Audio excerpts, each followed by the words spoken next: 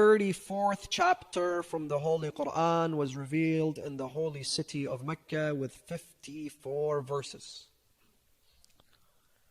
And it appears that this chapter was revealed in the third stage of the presence of Rasulullah in Mecca. The very first stage was the stage in where Rasulullah sallallahu alayhi wa sallam's risala, his prophethood, was limited to his own family only for the first 3 years. And that is why it began with وَأَنذِرْ عَشِيرَتَكَ الْأَقْرَبِينَ. And then after the third year, it had to go public. And the numbers were very small. Only some slaves, impoverished people, no one really. And third, when the number grew, they were excommunicated and thrown into Sheva Abu Talib. And so the three stages.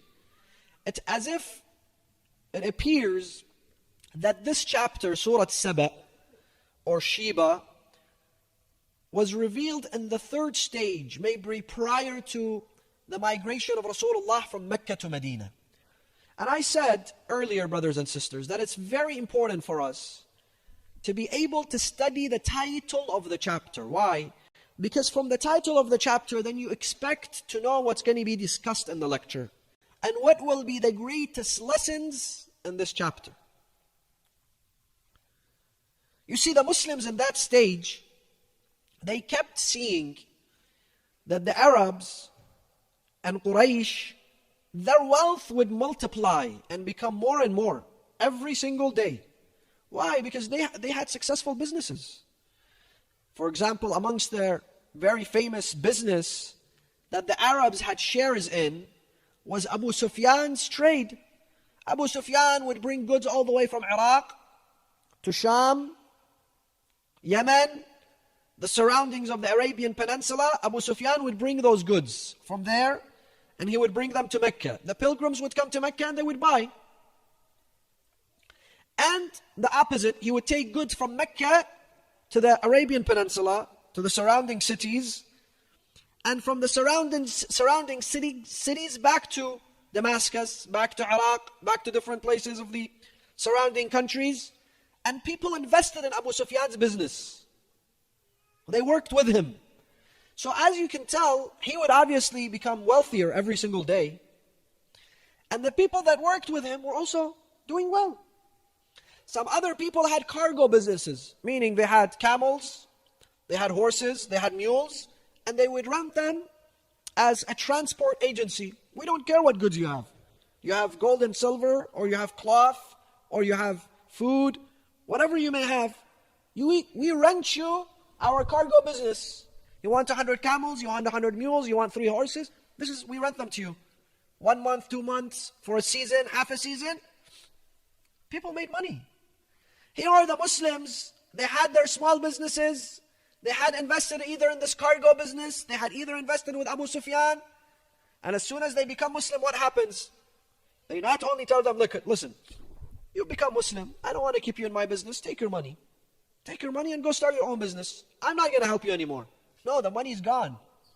Once you say you're a Muslim and they understand that you're Muslim, your money's gone. The people of Sheba, they were at the peak of their power, at the peak of their might, at the peak of their abilities. But then they suddenly collapsed. They suddenly fell and died. So Allah subhanahu wa ta'ala sends this chapter to inspire them. That the same Allah that was then, He is the same Allah that is now.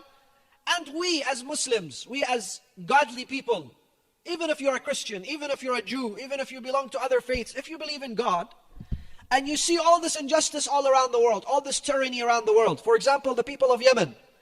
The people of Yemen may be sitting in their homes now reading the Quran saying, where is Allah? How come Allah doesn't listen to me? How come Allah subhanahu wa ta'ala is not on our sides? I tell you, one day those people, this weak people of Yemen, Allah subhanahu wa ta'ala will enable them. Allah will give them strength. Allah subhanahu wa ta'ala in the end stands with the weak. The madloom, the weak that is madloom, that is being oppressed, Allah is with them.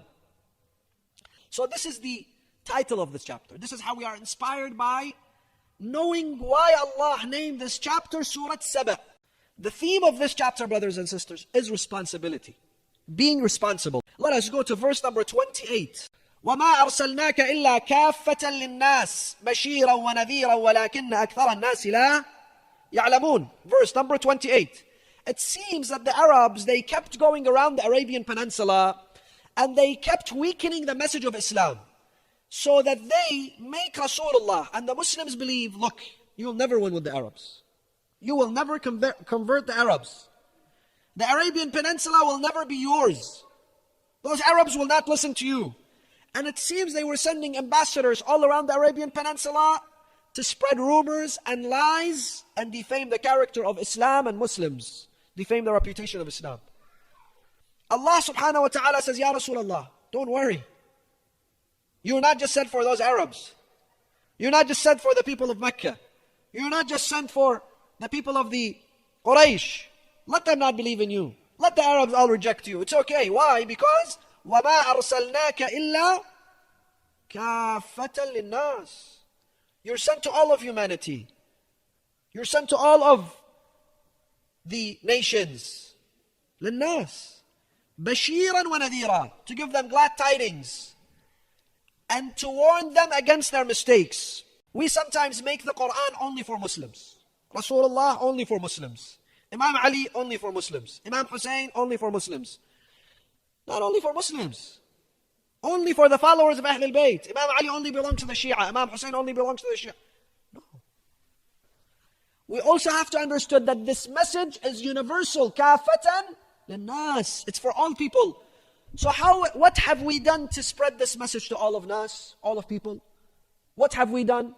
What has been our role? What has been our duty in making sure people understand the true Islam, the true message of Islam?